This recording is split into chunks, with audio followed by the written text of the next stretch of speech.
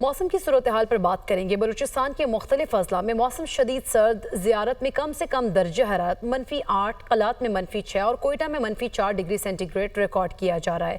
مزید بتا رہے ہیں کوئٹہ سے حسن بٹ۔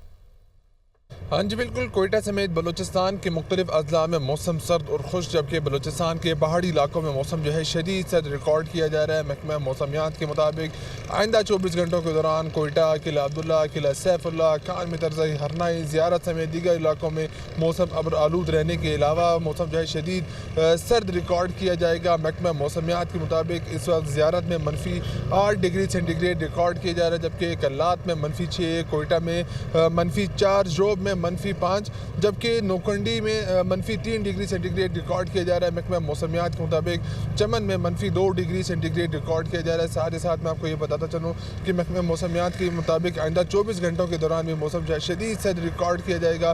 اگر یہاں پر ہم بات کریں گیس کی غیر اعلانیہ لوڈ شیڈنگ کی، تو بھی طویل عرصے سے جاری ہے، جس کی وجہ سے شہری پریشان دکھائی دیتے ہیں، اور وہ پریشان ہے اور ان کا حکومت سے مطالبہ ہے کہ وہ اس شدید سردی کے موسم میں گیس کی غیر اعلانیہ لوڈ شیڈنگ کا نوٹس لیں۔